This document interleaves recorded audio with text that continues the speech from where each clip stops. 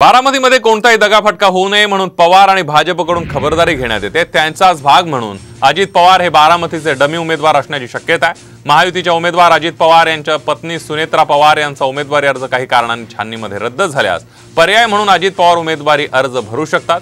सूत्रांकडून या संदर्भात माहिती मिळते। सुनेत्रा पवार 18 एप्रिल रोजी उमेदवारी अर्ज दाखल करणार आहेत। सुनेत्रा पवार यांच्या नावाने उमेदवारी अर्ज घेण्याबरोबरच अजित पवार यांच्याही नावाने अर्ज घेण्यात आला असल्याचं जिल्हा प्रशासनाकडून सांगण्यात आलंय।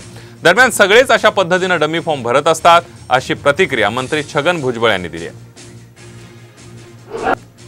सगळेच जे आहेत ना अशा पद्धतीने जे आहे, कोणी मुलाचा फॉर्म भरतो,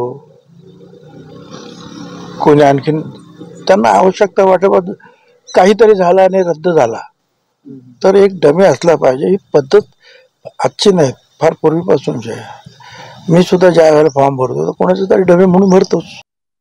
दिल्लीवरनं आदेश आले असतील तर दादा काही करतील।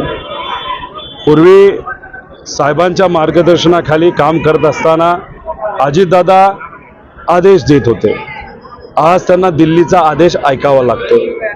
त्यांनी जर फॉर्म भरला, दिल्लीवरनं आदेश आला फॉर्म ठेवा आणि काकींचा फॉर्म मागे घ्या, तर त्यांना ऐकावा लागेल मनाच्या विरोधात असलं तरी।